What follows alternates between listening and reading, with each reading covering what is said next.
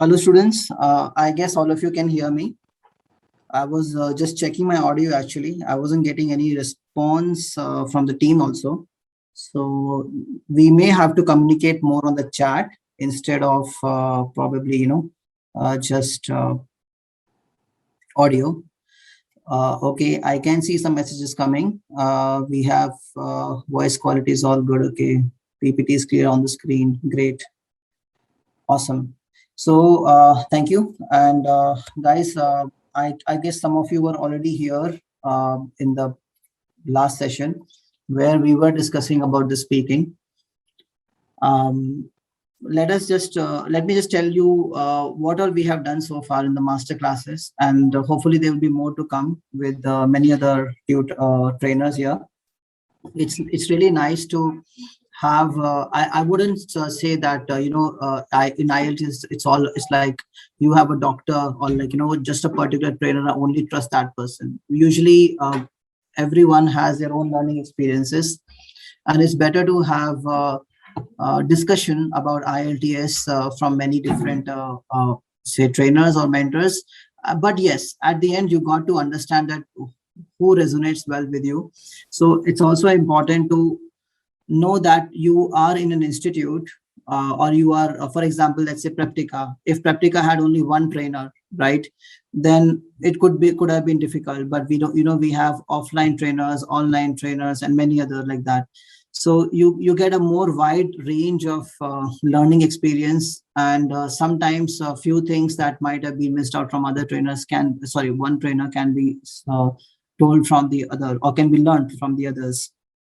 Having said that, as I was saying that we had spoken a bit about listening and reading. So the cache, I would say that listening and reading is all about learning. Focus and immerse yourself so deeply into the English language through academic or on non-academic reading or even listening, such that whatever you are being told, you are able to reciprocate it.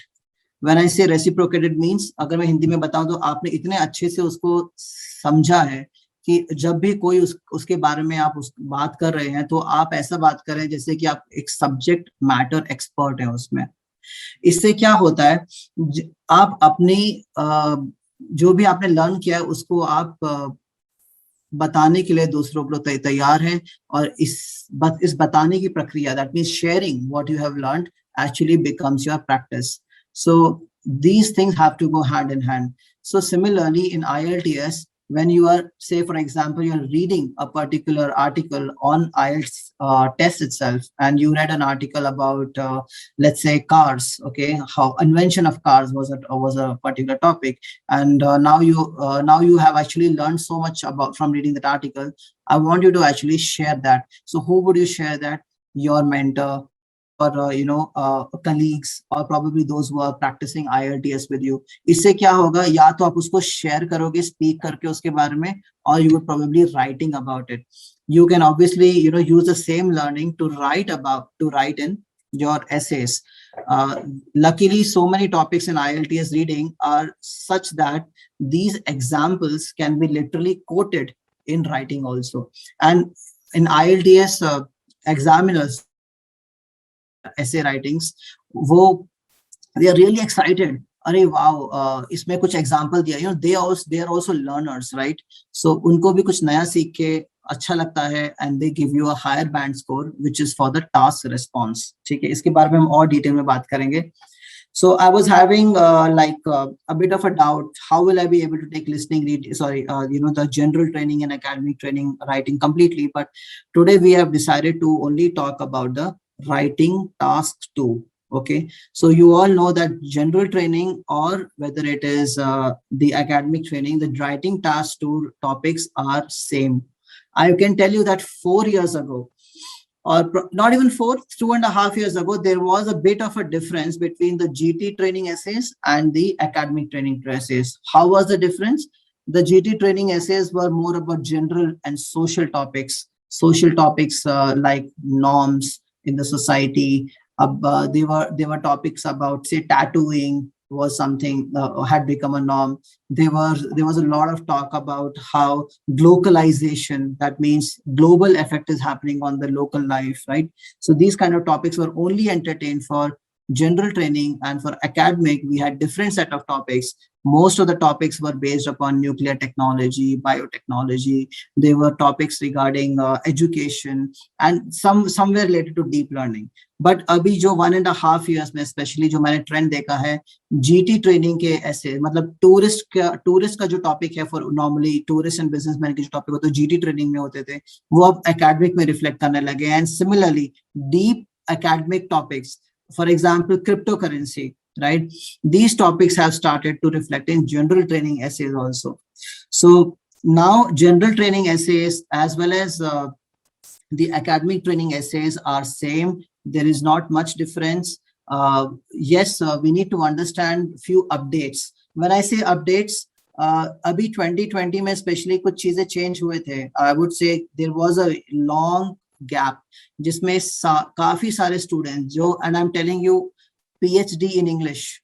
I'm telling you about people who have masters in communication, journalists, okay, जिनको हम कह भी नहीं सकते कि इनकी English poor है, right? These people have got only a 6.5 band in writing, and some of them who were just lucky got a 7. So the question is that why can't someone who is such a good writer get an 8.5 in writing? Right? Why can't that person get a, say 8 band? It's at least a 7.5 bhi kyun nahi mil raha hai, right? So there are some criteria that we need to understand what the examiner is now looking for, and there are some cliches that we were using which were also making it easier for us, to be frank with you. वो भी कुछ चीजें जो हमारे लिए आसान हो रही थी, अब उन्होंने एग्जामिनर्स बोर हो गए वो सब पढ़ के, वो पैटर्न देख के बोर हो गए. तो आप लोग ध्यान से सुनिएगा क्या चीज करनी है क्या नहीं करनी है, ठीक है? उसके हम सैंपल्स लिख के देखेंगे, and we will look at few things. Okay, so before I start, let me just check the participants, and all right, so I can see many students have come up and are also coming, are entering the chat room now, sorry, the meeting room. All righty. Before I start, if anyone has any particular question, then maybe you can raise your hand, or put, just probably the best thing is just type it in the chat box. That would be just awesome. Okay. All righty. So guys, let's look at everything in detail. There are 4 different levels of assessment, especially when I talk about writing. जैसे मैंने speaking में भी आपको दिखाया था, we had a section for pronunciation, grammatical range, coherence, right? Lexical features. These things are also there in writing, but सबकी priority अलग-अलग होती है. And let us have a look at what things can be done. Now, today's topic is not just about generally how to get a good score in writing, which is a 7, like I said. Okay, our aim is that how do we get that 8 band, that 8.5 band, right? And most of Indians, at least who are writing IELTS exam, seem to have a good understanding of the language, yet they fail to get that higher score. And especially if you're a general training student who's looking for a 777-8, then writing becomes like just a prayerful appeal to the Lord. Oh my God, Bhagwan, bas मेरे को 7 band writing में दिला देना, because आप confident हो यार 8 band तो आपके लिस्निंग में आ ही रहे हैं, 7 बैंड आप रीडिंग में ले आते हैं, and your speaking is something which is acceptable to the at a 7 level. सो ये जो प्रेयर का पार्ट जो है, ये कॉन्फिडेंस में कैसे कन्वर्ट करें. So what are the 8 steps towards the 8 band, right? आपको बहुत ज्यादा चेंजेस अपने राइटिंग में नहीं करने पड़े तो भी आप 8 बैंड कैसे ला सकते हैं, we will be looking at that today. Okay,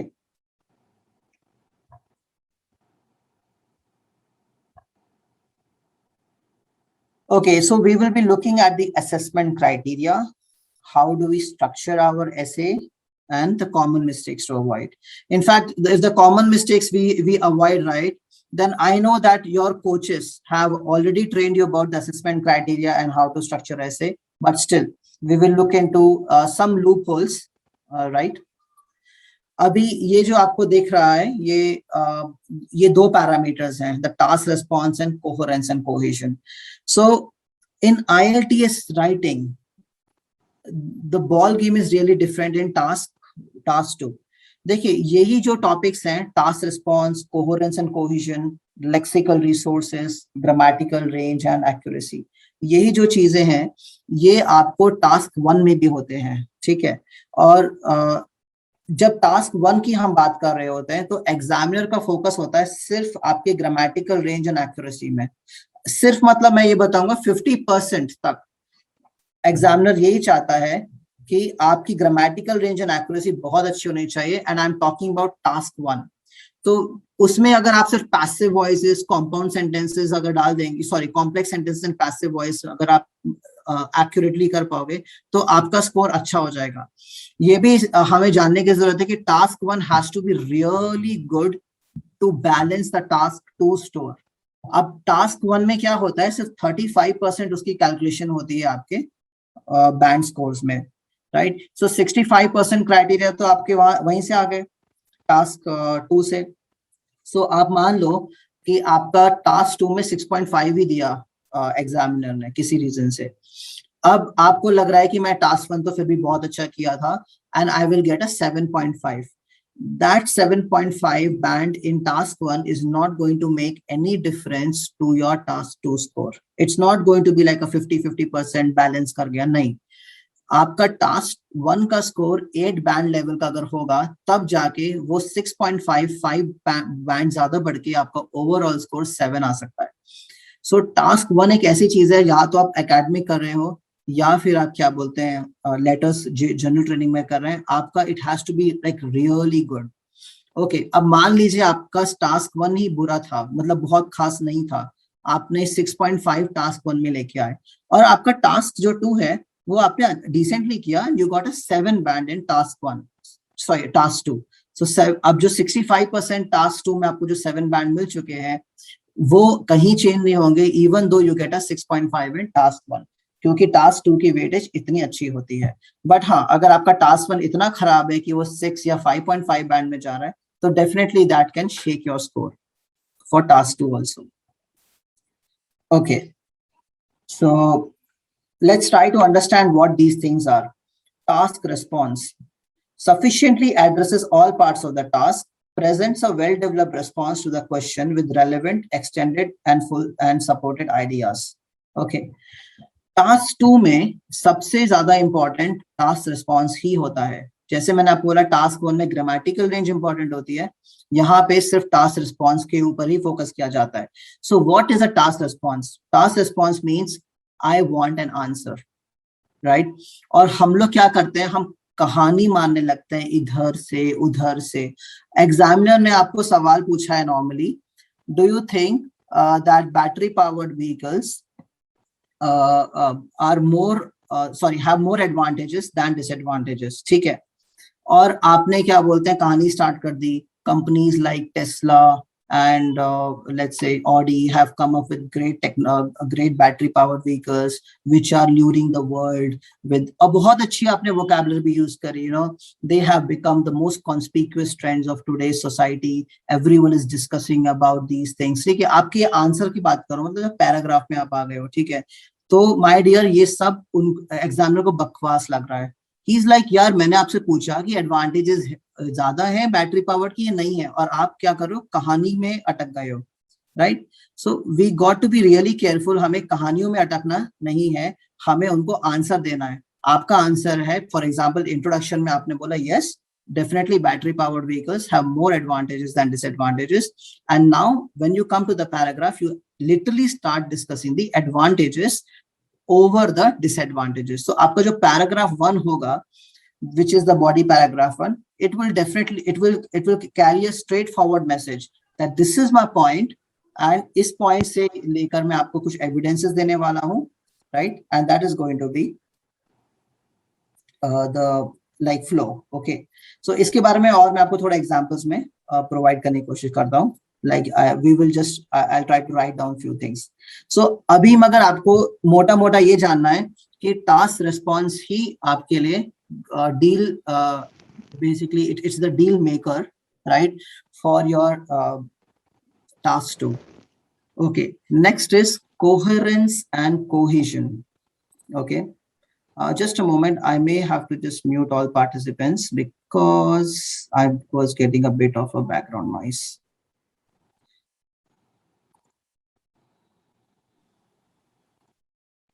All right, yeah. So next is coherence and cohesion.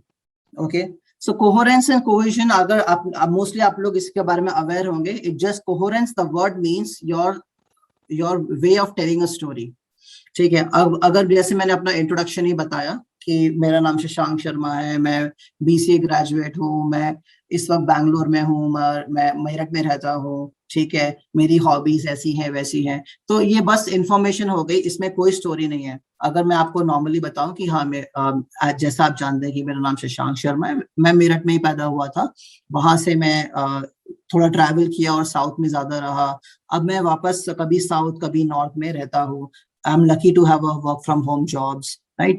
So these kind of things will make you more will be able to relate my story to you. क्योंकि आपको बाद में क्या पता चल, बाद में आप किसी को क्या बताओगे कि शशांक शर्मा बीसीए ग्रेजुएट है, वो आईएएस पढ़ाते हैं, या आप ये बताओगे हाँ आईएएस पढ़ाते हैं, वर्क फ्रॉम होम करते हैं, कभी मेरठ से, कभी बैंगलोर से, कभी चेन्नई से, कभी बड़ौदा से वो पढ़ाते हैं, right? So this is something more interesting to tell. So coherence मतलब थोड़ा डिप्लोमेसी आपको सोचनी चाहिए. अब कोहेरेंस बढ़ाने के लिए हमें क्या करना चाहिए?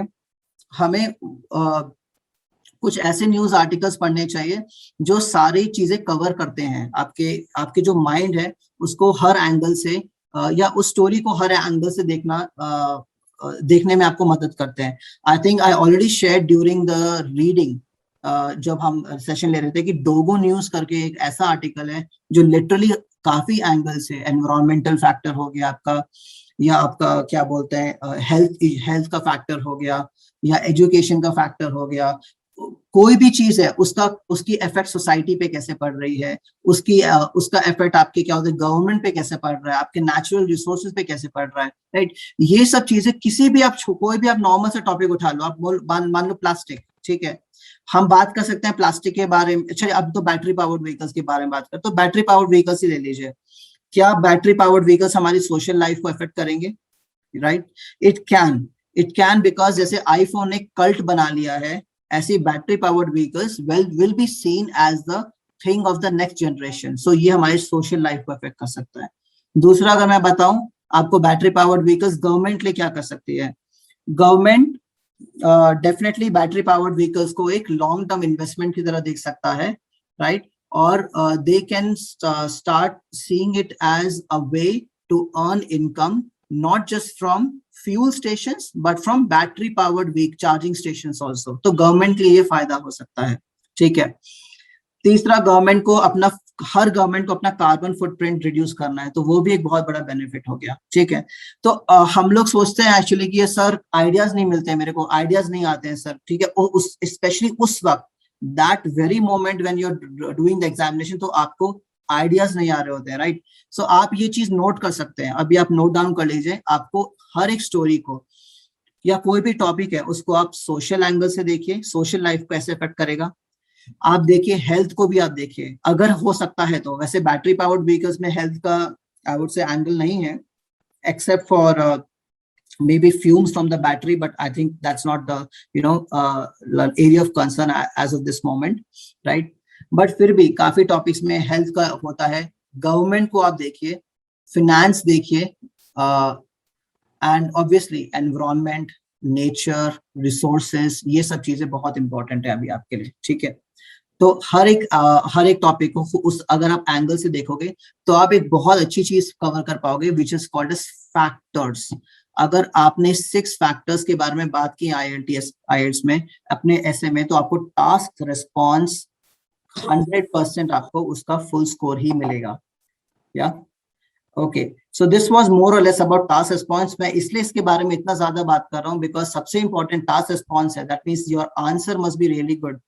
ओके, इसके बाद अगर मैं बोलूँ 20% वो कोहेरेंस एंड कोहेजन पे फोकस करेंगे, ठीक है, और आपकी जो वोकैबुलरी जिसके लिए आप लोग इतनी मेहनत करते हैं उसका भी सिर्फ 20% ही वो मैटर करेगा, और ग्रामेटिकल रेंज एंड एक्यूरेसी भी आपकी सिर्फ 20% ही मैटर करेगी।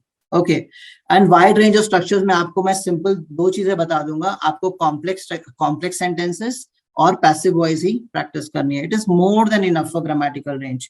अगर आप बहुत अच्छा और यूज करना मतलब sorry, once again I will repeat, grammatical range में प्लीज नोट डाउन, आपको चाहिए पैसिव वॉइसेस, आपको चाहिए कॉम्प्लेक्स सेंटेंसेस। अगर कॉम्प्लेक्स सेंटेंसेस के बारे में आप और जानना चाहते हैं तो these are the sentences which use subordinate clauses. Okay, simple है, सबऑर्डिनेट क्लॉजेस।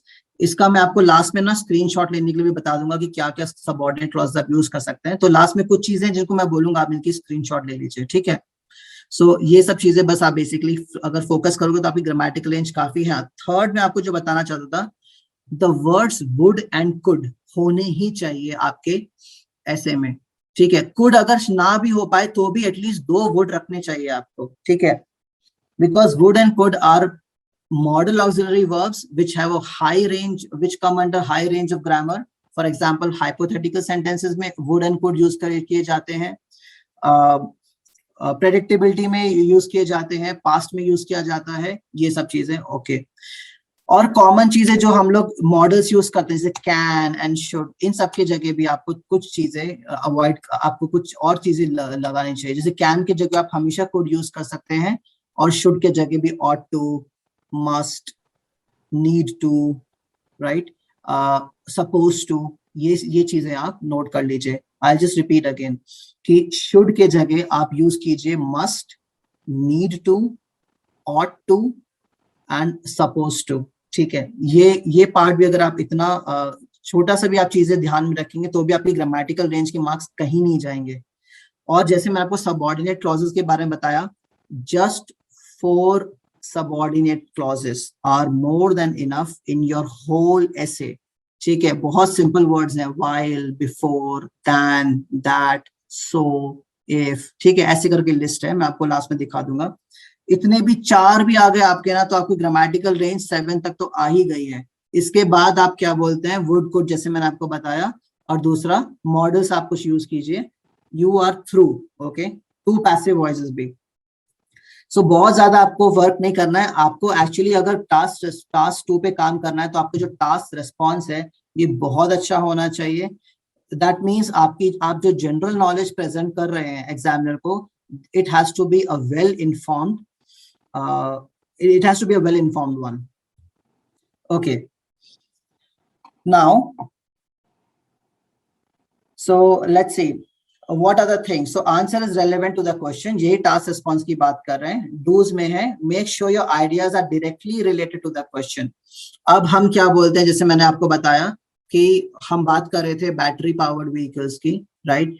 और अगर आप थोड़ा हट के चले गए, जैसे कि आपने ये बात स्टार्ट करने लग गए कि बहुत ज्यादा पोल्यूशन होता है एनवायरनमेंट में फ्यूल पावर्ड व्हीकल से, और उसको आप एक्सप्लेन करने लग गए, ठीक है। देखिए, एक डिसएडवांटेज तो आपको बताना ही है, ठीक है। तो आपने डिसएडवांटेज बताया कि बहुत ज्यादा पोल्यूशन होता है, मगर इसी चीज को आप कार्बन मोनोऑक्साइड लेवल बढ़ गया है, ओजोन लेयर ये हो गई है, डिप्लीट हो रही है, आपने और आप लिखने लगे कि क्या बोलते हैं इसकी वजह से कैंसर हो गया है, वो सब नहीं। Sorry, this is not what they are asking you.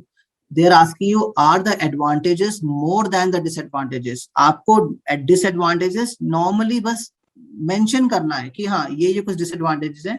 Number 1 जैसे आपने environment का बता दिया, छोटा सा पॉइंट।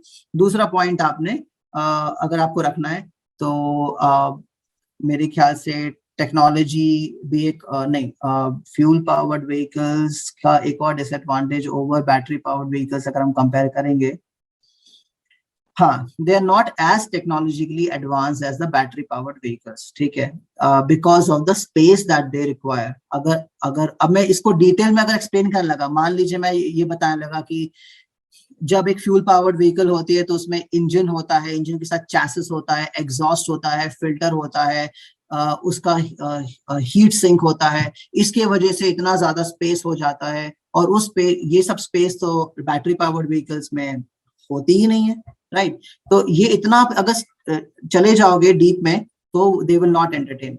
आपको अगर बोला है कि आपको advantages of battery powered vehicles बताने हैं तो आप उसी पे ज्यादा फोकस करोगे, only mentioning points of disadvantages and not explanation.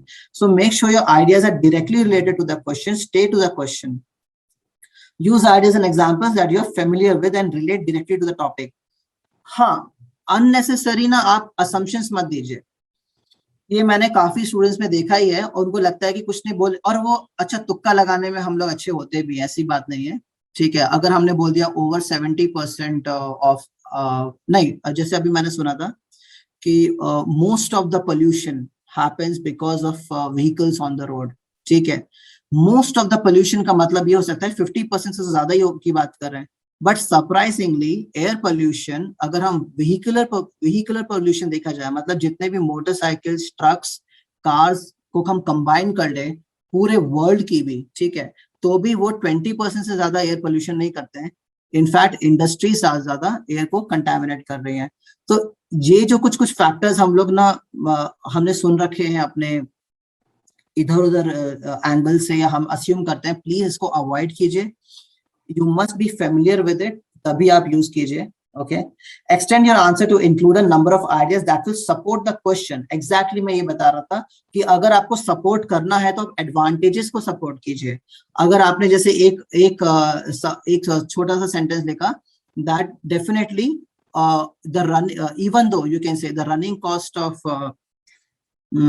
battery powered vehicles might be higher, yet they are much more they are much more pocket fund friendly on the go. ठीक है, आपने ये बोला. अब इसी को आप एक्सप्लेन करोगे, आप ऐसा बोलोगे that these days big thanks to solar power technology as well as abundance of electricity throughout the world, the electricity rates are much cheaper, and it will cost a person much less. For example, to recharge his car, or you can say battery scooter, instead of taking to a fuel station where the prices are completely rising. अब ये जो आपने explain किया, ये आपने advantages को लेके explain किया है, इसीलिए they will appreciate it more. Okay. So obviously don't over generalize things. Over generalize तब होता है जब आपने एक ही पैराग्राफ में एक ही पॉइंट को बहुत लंबा चौड़ा बता रखा है, ठीक है. वो उसमें क्या होगा, आपके फैक्टर कम हो जाएंगे. आपको दो एडवांटेजेस बताने हैं, राइट. सो आपने एक एडवांटेज जैसे आपने इकोनॉमी की बताई, दूसरा एडवांटेज हम बता देंगे एक ही पैराग्राफ में. I am not talking about two paragraph. उसी पैराग्राफ में हम environmental factor भी जोड़ देंगे, ठीक है. And obviously we need to write another third factor because it is necessary for this kind of topic. What kind of topic? Does the advantages are the advantages more than the disadvantages? So इसमें एक और आप extra point use करेंगे, and that point could be actually about the technologically advanced one. तो 3 point आपको देने के बाद ही और उसको explanation के बाद ही आप थोड़ा बहुत disagreement या आप डिसएडवांटेजेस को मेंशन कर सकते हैं, एक्सप्लेन नहीं करोगे, डिसएडवांटेजेस को मेंशन कर सकते हैं आप, और आगे जाके आपने फिर कंक्लूजन पे जाना है, ठीक है. इस पे भी मैं थोड़ा और आपको बताऊंगा. Okay, basically it's all about task response, what I meant to say. Let's see the things further.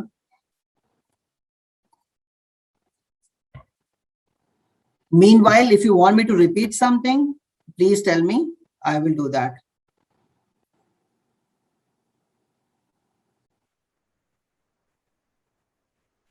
Okay, so let's have a look at this part. You must read the questions carefully and decide how many parts in it. You must answer all parts of the questions to reach a 6 band or higher.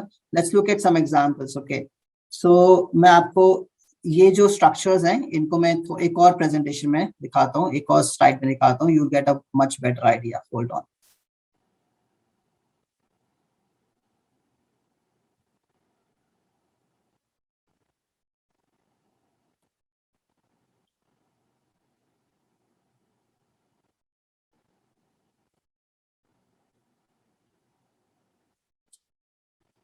Okay, I guess now you can see my Word document here.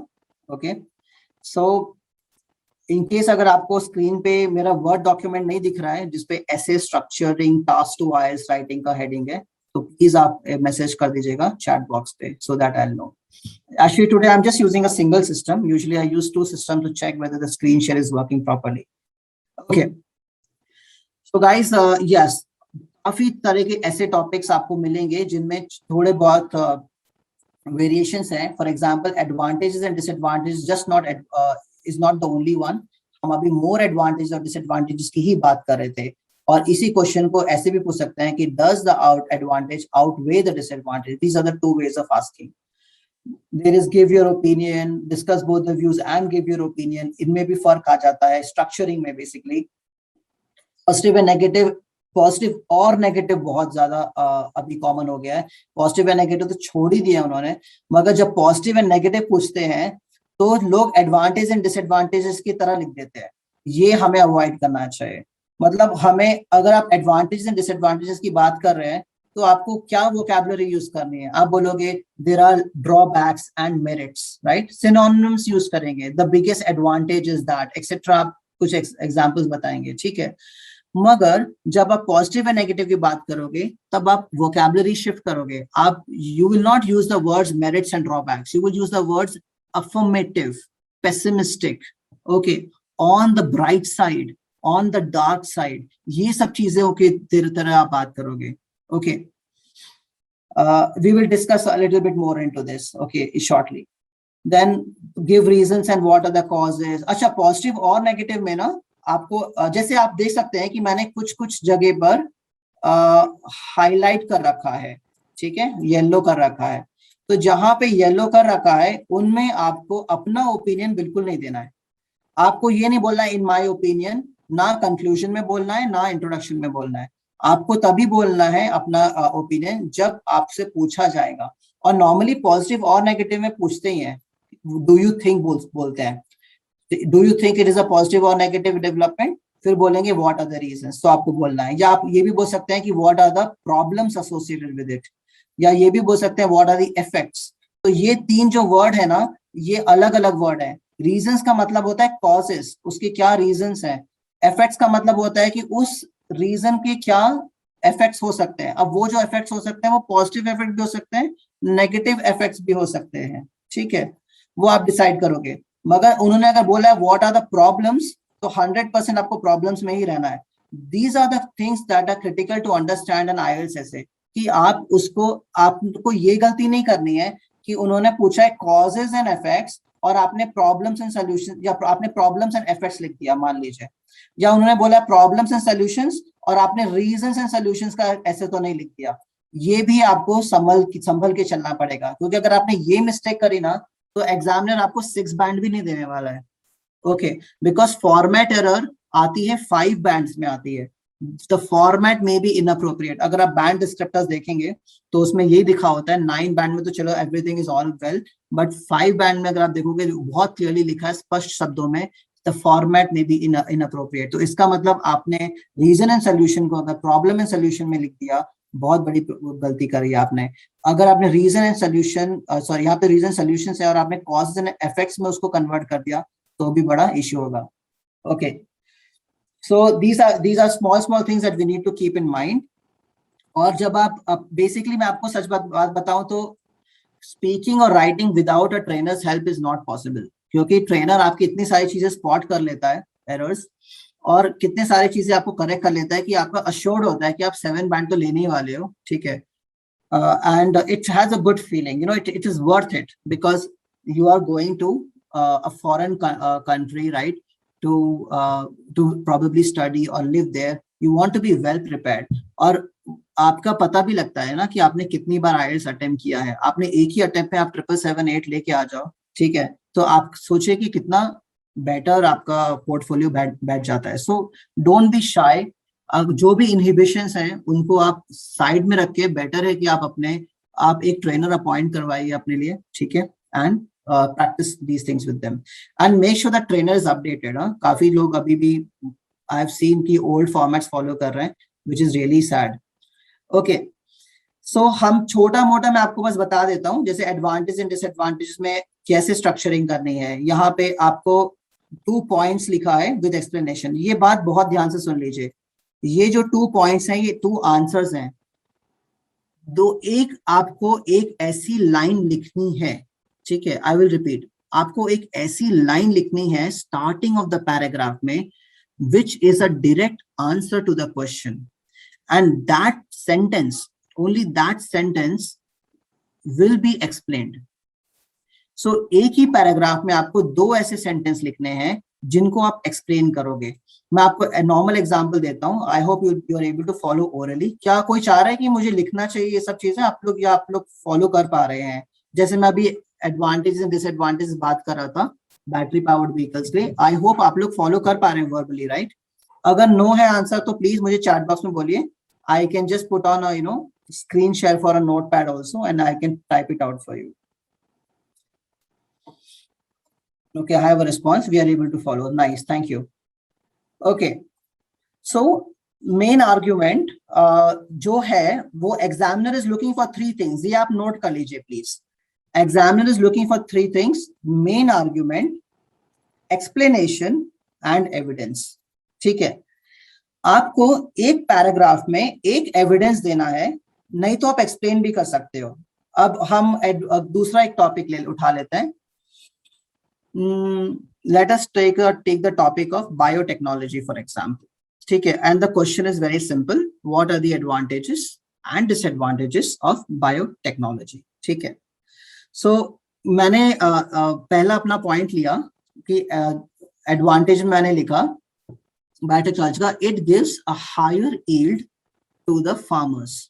ठीक है, and then I will explain it. Actually इतना short sentence allowed नहीं है, ये भी मैं आपको थोड़ा बताऊंगा आगे. सो आप बोलोगे it gives a higher yield to the farmers and this is the foremost advantage of using biotechnology in farming. फिर आप इसको एक्सप्लेन करोगे तो एविडेंस के साथ एक्सप्लेन कर सकते हो. फॉर एग्जाम्पल आई से, इस तुरंत मैं नेक्स्ट लाइन बोलूंगा. For example, the Panama banana and the American sweet corn are the most popular genetically modified seeds which the farmers are using continuously, so that they which are using continuously, and it ensures that a great yield the yield is never less than expected. What is the yield actually? अगर आपने मान लीजिए 15 seed डाल दिए बनाना के, तो अक्सर क्या होता है कि 15 में से 9 या 8 ही बनाना के फल बनते हैं. अब मान लीजिए 8 आपके पेड़ आ भी गए बनाना के, तो भी 8 में से कुछ 2 तो एटलीस्ट प्लांट ऐसे निकलेंगे जिनमें 20 या 30% कम बनाना आएगा. मतलब एक प्लांट को अगर बनाना के, ये तो इतना आपको एक्सप्लेन करना नहीं आया इसमें, मैं आपको नॉर्मल बता रहा हूँ, जनरल नॉलेज. ठीक है, तो मैं आपको ये बता रहा हूँ, एक प्लांट है अगर बनाना का या ट्री है मान लीजिए, तो उसको हमें एक्सपेक्ट है कि यार इसमें से तो 50 बनाना आने वाले हैं, मगर उन 8 सीड में से 15 डालें, 8 सीड में से आपके प्लांट्स आ गए, और उन प्लांट्स में से जो 2 होंगे उनमें से 50 के जगह 25 या 30 ही बनाना आएंगे. तो ये प्रॉब्लम होती है हर एक फार्मर को, क्योंकि यार वो बेचारा उसको उतनी ही लैंड स्पेस में उतना ही वाटरिंग करने में कभी ज्यादा कभी कम यील्ड मिल रही होती है, प्रोडक्शन कम मिल रहा होता है. मगर जो जेनेटिकली मॉडिफाइड सीड्स होते हैं वो बहुत अच्छे होते हैं. उनमें आपने अगर 15 के 15 सीड डाले तो 14 तो प्लांट बन जाएंगे. 14 में से एक भी ऐसा प्लांट नहीं होगा जिसमें 1 या 2 भी बनाना कम होगा, right? Similar things are for American sweet corn. Okay, तो हमने सिंपल सा एविडेंस दिया that these are the examples where the farmers all over the world prefer to use it. तो आपने एविडेंस दिया है, ठीक है.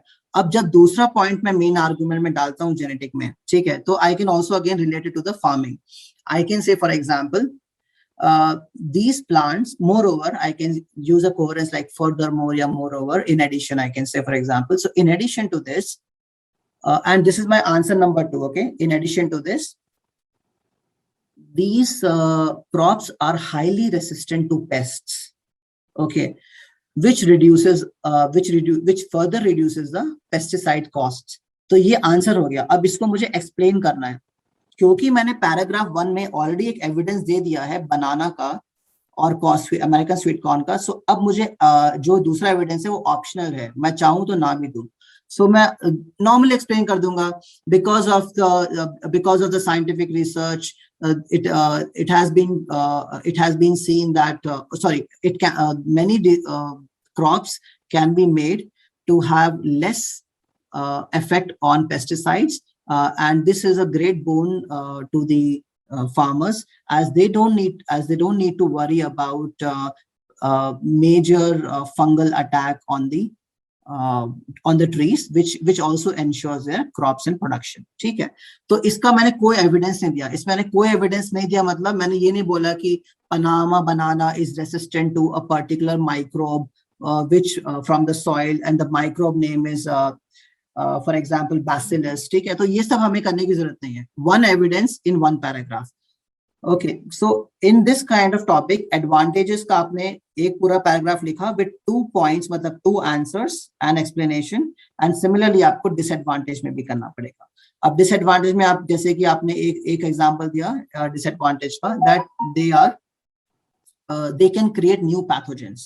ठीक है, new pathogens मतलब होता है कि नए टाइप के वायरस आ जाएंगे. भाई नेचर तो यही है. ओके, एवोल्यूशन करता ही रहता है नेचर. So हम ये बोलेंगे they can create new type of viruses, as the nature is always evolutionary and finds an evolutionary method to make the organism survive. ठीक है, फिर आप इसमें बहुत अच्छा एक एग्जांपल अगर मैं आज का बताऊं आपको, तो आप बोल सकते हैं कि many believe that COVID-19 virus was also not a natural virus. In fact, it was manufactured in a laboratory. Okay, and these kind of dangers are also associated with the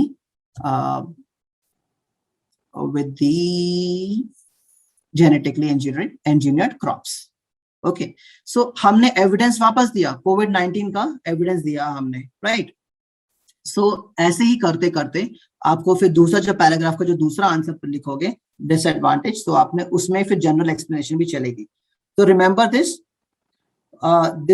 ये जो मैं आपको दिखा रहा हूँ कि इसमें एडवांटेज डिसएडवांटेज में क्या लिखना है. सिमिलरली आप अगर मोर एडवांटेज डिसएडवांटेज में चले जाओगे, अच्छा ये this kind of topics can come, you know, battery powered, nuclear technology, virtual classes बहुत चल रहा है गाइस. मेरे 3 स्टूडेंट्स को इस साल वर्चुअल क्लासेस का टॉपिक मिल चुका है. I am telling you, very high chances आपको वर्चुअल क्लासेस के बारे में एडवांटेज डिसएडवांटेज, एडवांटेजेस, मोर एडवांटेजेस, पॉजिटिव और negative trend, causes and effects of virtual classes, हर जगह से वर्चुअल क्लासेस घुमा रहे हैं लोग, पता नहीं. ठीक है, किसी भी टॉपिक में उठा दे रहे हैं. बहुत अच्छा, आप लोग टेडी टॉक्स हो जाए या कोई भी आपको अगर वर्चुअल क्लासेस के बारे में और अच्छे पॉइंट्स मिल रहे हैं, ठीक है, तो प्लीज शेयर कीजिए. एक चीज मैं आपको बताऊंगा कि एडवांटेज डिसएडवांटेज, मतलब जब आप एक्सप्लेनेशन कर रहे हैं तो प्लीज डोंट राइट डेटा, जैसे कि 70% ऑफ ये का इतने लोग ऐसा लाइक, मान लीजिए आपको पता है डेटा, और ये सच डेटा है, मैं खुद जानता हूँ. 75% of students have dislike virtual classes. They only prefer playing games on a computer and would want that computer to be used for entertainment purpose. ठीक है, ये 75% लोगों का, एंड मोबाइल फोन्स भी इसमें आ जाते हैं ना. 75% स्टूडेंट्स का ये रिव्यू है. आपको ये डेटा पता होने के बाद भी आप नहीं शेयर करोगे. ठीक है, अभी, और ये चीज मुझे थोड़ी शॉकिंग पर्सनली लगी थी, because till last year I was telling my students, encouraging them to get some facts from worldometers, to get some fact from other websites, and even Dogo News के facts आप use करो अपने IELTS explanation में. But to be frank with you, अब ये नहीं चलेगा. अब अगर आपको डेटा बोलना है तो आप अपना जो भी डेटा है, जैसे 75% हम स्टूडेंट्स की बात कर रहे हैं जिनका रिव्यू आया है कि उनको अच्छा नहीं लगता है, तो ये आप कंक्लूजन में यूज कर सकते हैं और आप इंट्रोडक्शन में यूज कर सकते हैं. Never ever give your data in the paragraphs. अब जैसे यहाँ पे 3 points लिखा है, तो जब more advantage and disadvantage की बात कर रहे हैं, तो आपने अगर advantages choose किया है, तो there must be 3 points with explanation, at least 1 evidence again, and para 2 may be disadvantages which can be a short, and just 1 disadvantage also is possible, right? With an evidence is really necessary. Okay. So I'm just checking. There's nothing on the chat box, guys. अगर आपको कुछ लग रहा है बीच में मैंने कुछ miss कर दिया, कुछ क्वेश्चंस हैं, तो please shoot out your messages, and I'll be happy to answer them. I'm scrolling in now, and अब मैं हर एक स्ट्रक्चर में नहीं जाऊंगा क्योंकि आपको शायद ऑलमोस्ट आइडिया आ गया होगा, बट जैसे मैं आपको बता रहा हूँ कि हम लोग प्रैक्टिका में खुद ये स्ट्रक्चर्स डिजाइन कर रहे हैं, ये अपडेटेड चीजें हैं। अभी जितने भी मैं आपको बताऊं लेआउट्स हमने देखे हैं मार्केट में, जो भी आप खरीद लो, संदीप पांडा देख लो, मकर ILTS देख लो, ये टॉप नेम्स हैं, ठीक है, who have done a great job. I'm not blaming them. They have done a great job in making ILTS easy for students. And there's so many other formats available. But please guys, अभी कोई भी ऐसा format नहीं आया है जो 8 bands के लिए है. And we are working on it. Our trainers know about this. And this is why this session becomes really important to you. कुछ छोटी मोटी चीजें मैं आपको बताऊंगा, उनको चेंज करने से आपको बहुत अच्छे मार्क्स बैंड स्कोर्स आ सकते हैं आपके IELTS के राइटिंग में. Okay, there is more to learn. So like I was saying, there are so many different topics. इन सबका फॉर्मेटिंग अलग अलग है. 2 points या आर्गुमेंट्स उनको कह सकते हैं हम लोग, राइट. अगेन सो रीजंस में 2 points हो चाहिए उनको, सॉल्यूशन में 2 points चाहिए, obviously 1 evidence in each paragraph.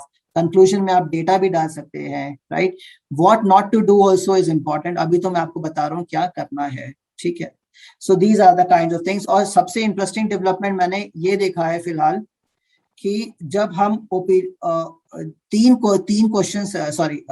तीन टॉपिक हैं जिनको एक ही में क्लब कर दिया है, ठीक है. And I would like to thank even Practica for this, specially Shishir sir, who have provided these details and who's training us in this thing. So give your opinion. Do you agree or disagree, and to what extent do you agree or disagree? इन तीनों में सिर्फ आपको in my opinion ही बोलना है, ठीक है. आपको अलग से वो बता, आपको ये वर्ड यूज ही नहीं करना है, agree, I agree, I disagree, ठीक है. ये सब आपको बोलना है नहीं. आप या तो बोल सकते हैं in my opinion बोल सकते हैं, in my view बोल सकते हैं, I believe बोल सकते हैं, ठीक है. ऐसे करके आप अपने सिर्फ ओपिनियन में ही आंसर इसको कन्वर्ट करना है. And obviously in the para 1 again 2 points with explanation, again an evidence is necessary, and in the para 2 main argument with supporting opinion. यहाँ पे देखिए पैराग्राफ तोड़ गया है, तो मतलब यहाँ पे supporting the opinion के, another supporting the opinion के 2 पैरास हो गए हैं, and explanation with evidence is necessary in each of them. Again you can directly go to the conclusion, or you may even enter a counter argument. I think I forgot to mention that here, but you may enter a counter argument, and that could even happen in para 1 or para 3. Okay, so just make a note of that in these things.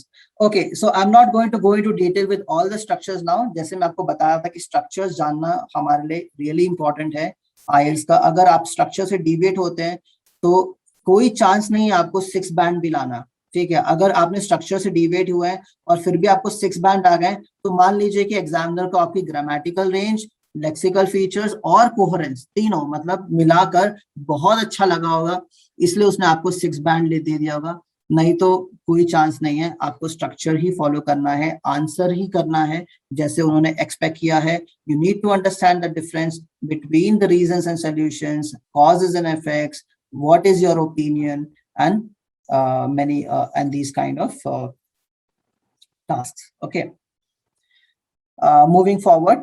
So जैसे मैं आपको structures की बात कर रहा था, and more details will be provided to you shortly. अब हम थोड़े do's and don'ts देख लेते हैं, ठीक है, and then I will be able to summarize the whole experience of your writing.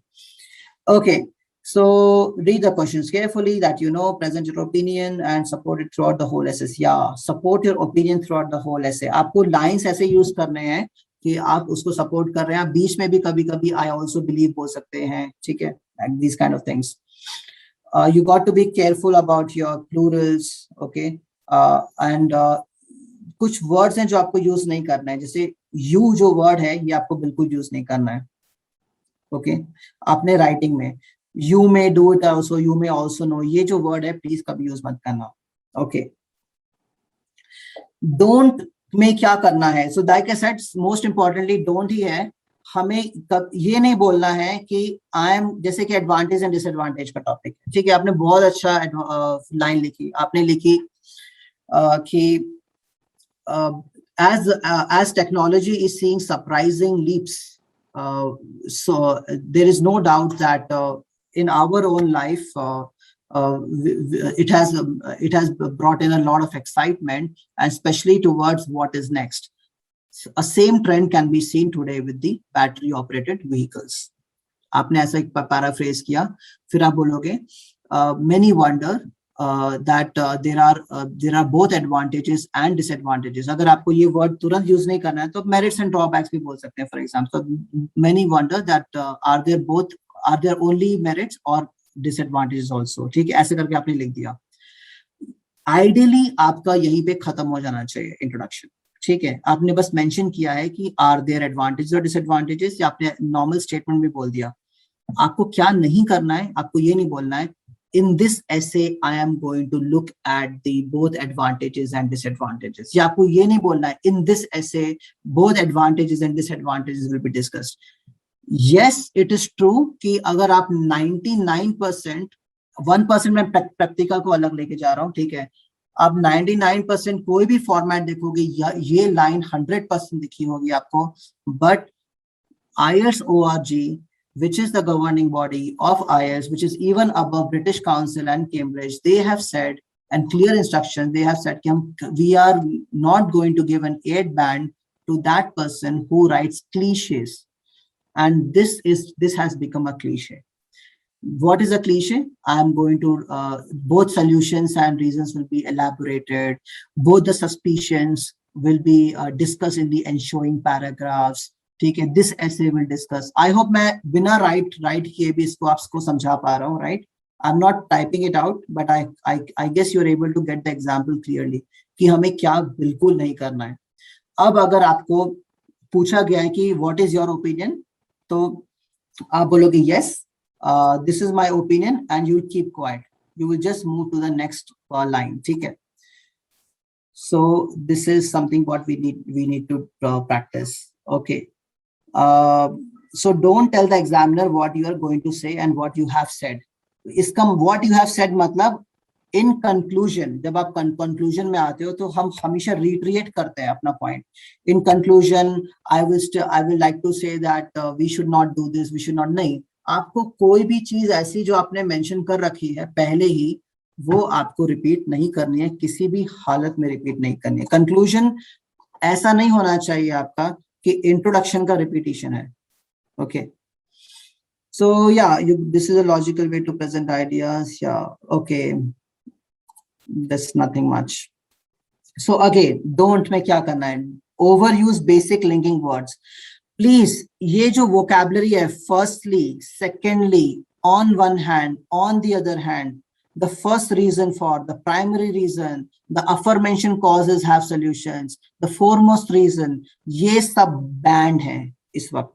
ठीक है, आपको 8 बैंड चाहिए, 7.5 बैंड चाहिए, प्लीज ये वर्ड्स नहीं यूज करेंगे, आप बिल्कुल भी यूज नहीं करेंगे. आप डायरेक्ट थीसिस बोलेंगे, मतलब आप डायरेक्टली जो भी आपका पॉइंट है वहीं से स्टार्ट करो. आपको ये बोलने की जरूरत नहीं है that the foremost advantage of battery powered vehicle is that they they have a low running cost. No, ये आपको नहीं बोलना है. आपको क्या बोलना है, battery powered vehicles have a really low running cost. बस ये बोलना है आपको. ठीक है, और बाद में आपको अगर बोलना हो कि this is the big advantage, तो आप बोल सकते हैं. आपको पहले ही नहीं बोलना है ये बात, स्टार्टिंग ऑफ द पैराग्राफ में ऐसा नहीं बोलना है कि द फर्स्ट रीजन फॉर, मान लीजिए आपका ओपिनियन पूछा है टैटूइंग का, ठीक है, और आपने बोला है कि आप in your opinion tattooing is really good, तो आप बोलोगे the first reason for supporting my view is that tattooing can really highlight an individual's personality. ठीक है भाई, अगर आपने ये लाइन पहले ही बोल दी, the first reason for highlight for saying this, तो वो आपको रॉन्ग मार्क करेंगे. They will not like it at all. ठीक है, आपकी इंग्लिश कितनी भी अच्छी हो, उनको बिल्कुल अच्छा नहीं लगेगा, क्योंकि हर एक IELTS का एग्जामिनर 100 बार नहीं तो एटलीस्ट 1000 बार नहीं, सॉरी मुझे अलग बोल से बोलना चाहिए, 1000 बार नहीं तो एटलीस्ट 100 बार तो ये लाइन पढ़ चुका है. The primary reason, the first reason, firstly, secondly, वो पढ़ चुके हैं, 100 बार पढ़ चुके हैं. उनको नहीं चाहिए बाबा ये सब. आपको लिखना अवॉइड करो.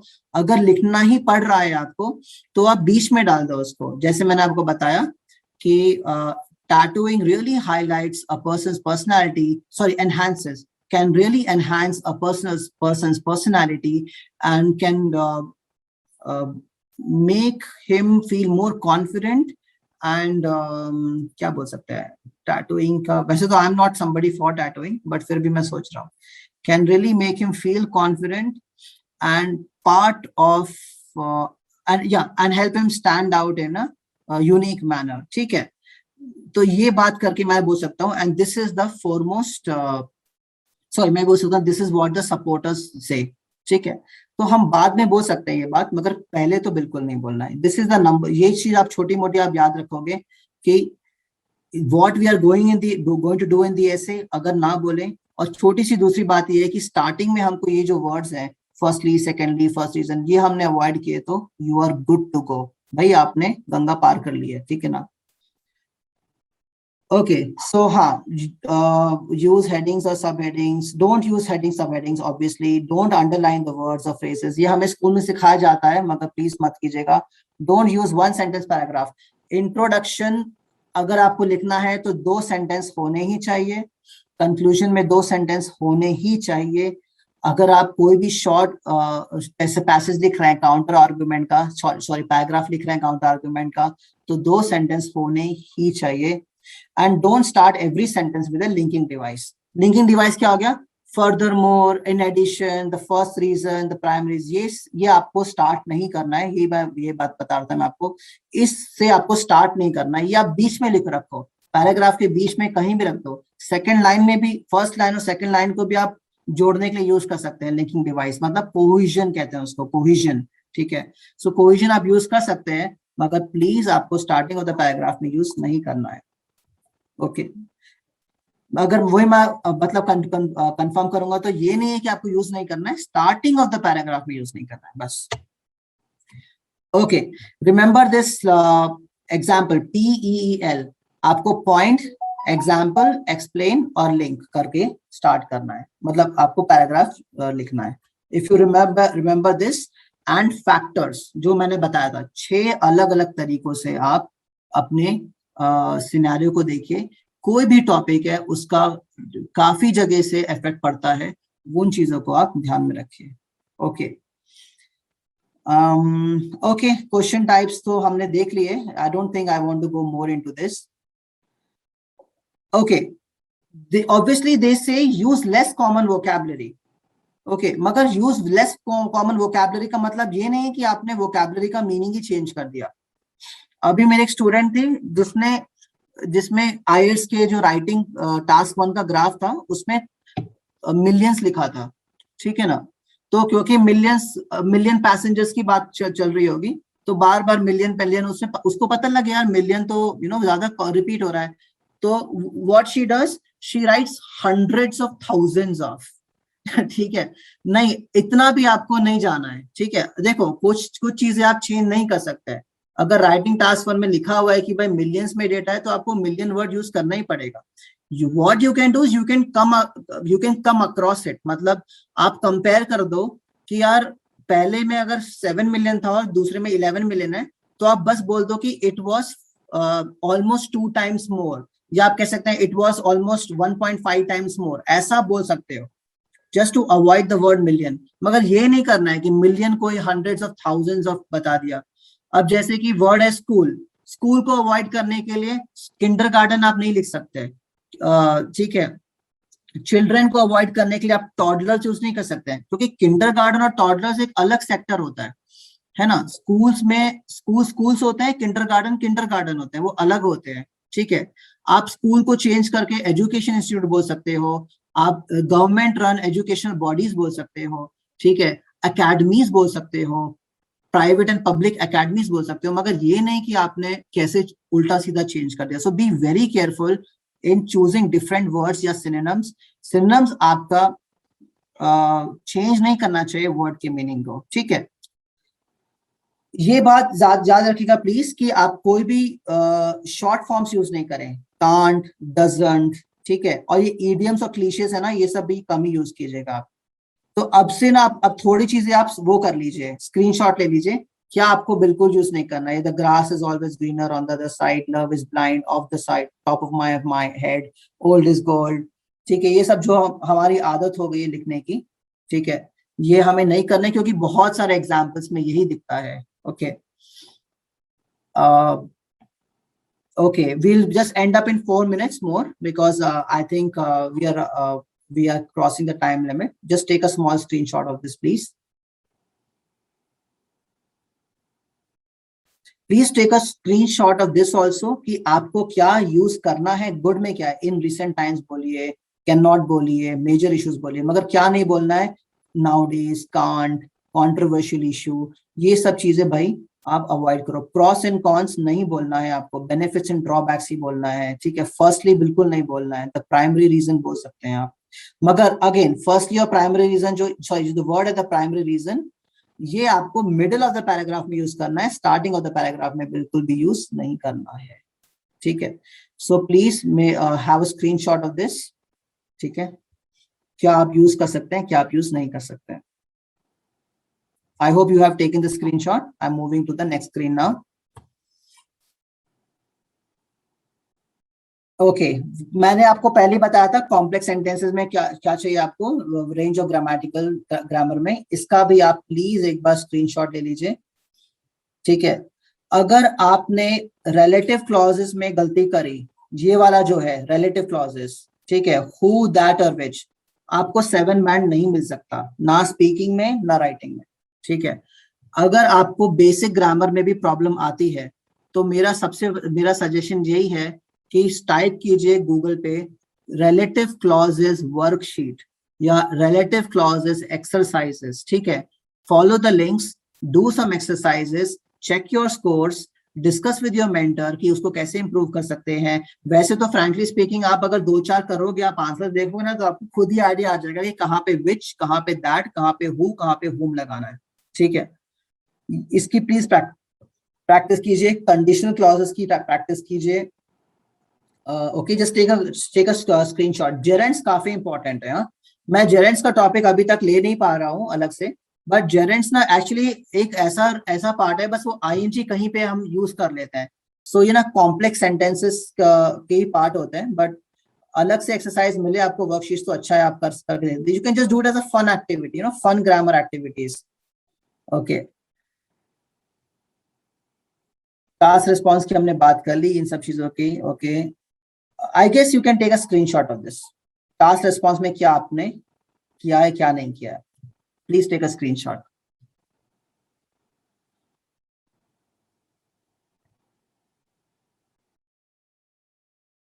Okay, so now I just want to show you the subordinate clauses, right? क्योंकि यही आपका बेसिकली विनिंग गेम है ग्रामर में, राइट. सो मैं एक बार आपको सबऑर्डिनेट क्लॉज की लिस्ट दिखा देता हूँ.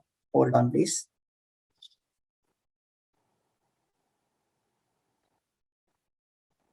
And now guys if you have any questions please start putting them, या मैं आपको एटलीस्ट आंसर कर पाऊंगा.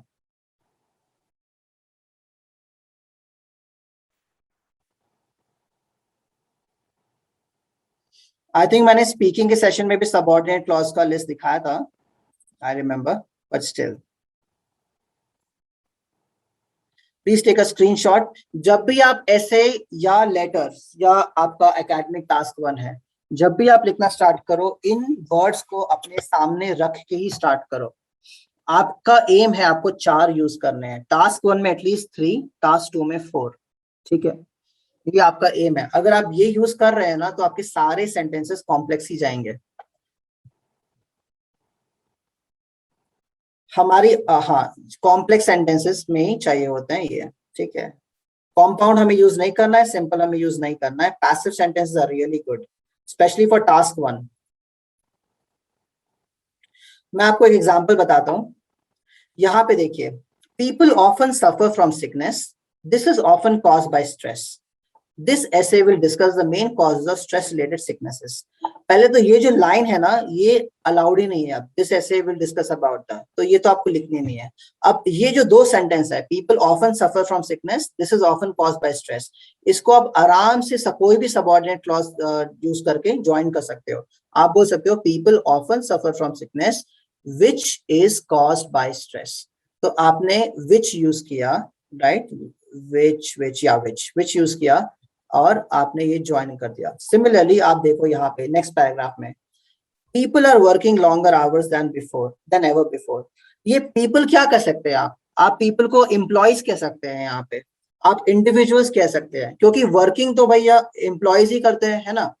वर्कमैन कह सकते हैं, प्रोफेशनल्स कह सकते हैं आप। So obviously it's better to not repeat the same words all the time. So like let's say professionals are working longer hours than ever before, और यहाँ पे फुल स्टॉप। ये छोटा सा सेंटेंस हो गया, मगर हमें ये नहीं चाहिए, इतना छोटा सेंटेंस नहीं चलेगा, आपको लंबा करना है, मतलब 15 वर्ड्स, सॉरी 15 से 25 वर्ड का चाहिए। This is only 9 words. Okay, so आप क्या करोगे, ऐसे स्टार्ट कर सकते हो, in addition to people, in addition to let's say employees working longer hours than ever before, they have more job pressures। तो मैंने in addition को स्टार्टिंग में लेके इन दोनों को ज्वाइन कर लिया, ठीक है। लास्ट में देख लेते हैं, they have to work overtime and take on additional roles, this can be stressful। so again, they have to work overtime and take an additional roles which can be stressful, or that can be stressful भी कह सकते हैं आप। okay, so subordinate clause will win the battle। okay, I'm not going into more details। जैसे यहाँ पे बस basically lying word बहुत ज्यादा यूज कर रहे हैं, तो लाइंग की जगह आप डिस्टॉर्ट द ट्रुथ कह सकते हैं, डिसीविंग कह सकते हैं, right. So many other things can be actually spoken. okay, great। so this is what I intended to cover today about the writing task 2। and if you have, finally guys, if you have any questions, please feel free to put it on the chat box। I'm available now for another couple of minutes, yeah। and there's an awesome offer going on, we have mock tests, we have, you know, the classes going on at such a nominal rate, personalized sessions। I don't think koi bhi online training de rahi hai aapko is rate pe। so go ahead, contact Praktika, yeah।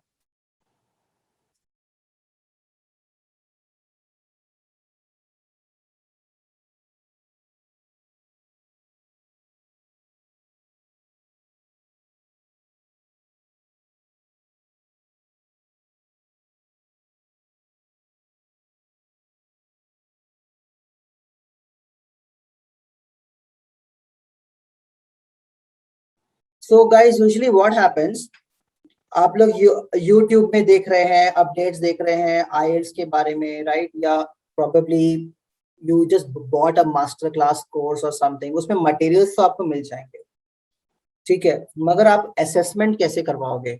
How will you know that you are getting a 7 band in that और 8 band in that, right? या आपकी major formatting error है, and who is going to give you that assessment? Okay, so एक तो ये हो गया। दूसरा, मुझे एक वर्ड बहुत अच्छा लगता है, स्पेशली संस्कृत में कहते हैं संगे शक्ति कलयुगे। मतलब कलयुग में आपको अगर कोई भी अच्छा काम करना है, ठीक है, एंड आई होप आईएल्स पढ़ना तो आपके लिए अच्छा ही काम है, राइट। सो जो भी आपको अच्छा काम करना है ना, कलयुग में संग में कीजिए। सो ज्वाइन अ सेशन। आजकल तो मैं देख रहा हूँ कि अडल्ट्स भी, एंड आई अप्रिशिएट दिस, सब स्मार्ट हैं, अपना काम जानते हैं करना, मगर जब आईएल्स की ट्रेनिंग में आते हैं तो इतने डिसिप्लिन से आते हैं, because you are on the track, right. आप ऐसा नहीं कि चलो आज मैंने मंडे ट्यूसडे जोश में 2 लिसनिंग के कर लिए, 1 रीडिंग का कर लिया, और मैं तो राइटिंग भी करके देख ली, और मैंने अपना ग्रामर करेक्शन करा दिया जीमेल में जाके, ओके, क्योंकि ग्रामर करेक्शन दिख जाता है। और आपने खुद पढ़ के अपनी सिस्टर को दिखा दिया, बेटा बताओ बताओ बताओ कैसा लग रहा है, कैसा लग रहा है, वो तो बोलेगी हाँ अच्छा लग रहा है, तुमने अच्छा ही लिखा है, ठीक है ना। तो ये 2 दिन 3 दिन की आप ओवर कॉन्फिडेंट हो गए और आपने फिर छोड़ दिया, फिर सोचा एग्जाम से पहले सैंपल्स पढ़ लेते हैं। अब आप सैंपल एसेस जो आउटडेटेड है वो पढ़ने वाले हैं यहाँ, नंबर 1, ठीक है। इस वक्त कोई भी आपको ऐसा सैंपल नहीं मिलेगा किसी भी वेबसाइट से जिसने ये छोटी मोटी चीजें जो मैं आपको डूज और डोंट्स बताएं वो नहीं किया है। एक तो ये बात। दूसरे, सैंपल एसेस में problems and solutions, reasons and effects, reasons and you know sorry causes and effects, reasons and solutions and etcetera, जो और मोर एडवांटेज डिसएडवांटेज हो गए, इतने सारे जो चीजें, इनका भी वेरिएशन आया ही नहीं है समझ में। 2020 के बाद स्पेशली ये जो वेरिएशंस आए हैं, इनके टास्क रिस्पॉन्स कैसे हैं, ये अभी तक आपको नहीं मिलेंगे, ठीक है। और आपको मिल भी गया तो उन्होंने ओल्ड स्टाइल में लिखा होगा, किसी फॉर्मेट को फॉलो करके, जैसे संदीप पांडा या मकर आईएएस एक्सेट्रा, ठीक है। तो this is the right time for you actually. अगर आप 2 साल पहले भी मैं बोल सकता था कि देखो ये सब पढ़ लो, आईएलटीएस का राइटिंग समझ में आ जाएगा, असेसमेंट के बिना भी आप लिख दोगे। मगर इस वक्त क्या है कि every thing that you're writing has to be assessed by an examiner, okay, sorry, by a trained professional. For example पेप्टिका के ट्रेनर्स, अब मैं जानता हूँ ब्रिटिश काउंसिल की ट्रेनिंग में जाते हैं और हमें अब मुझे अपडेट्स देते हैं, specially Shishir sir, okay, and these are such critical things because just 6 months ago I was telling people to write some fact as evidence, मगर अब आप सोचिए कि फैक्ट मतलब डेटा। सो अब मैंने ये अपना चेंज किया, तो मेरे खुद के एक्सपीरियंस इतनी बड़ी जो मैंने चेंज लेके आया हूँ, तो दैट आई कैन से। So yeah, I would say whichever channel, through whichever channel you are connected to Peptica, whether it is Shishir sir or the team, marketing team, please get connected to them, learn more about your sessions. We have demo sessions also. आप अपनी compatibility test कर सकते हो online, offline, right? And enjoy the training. Thank you.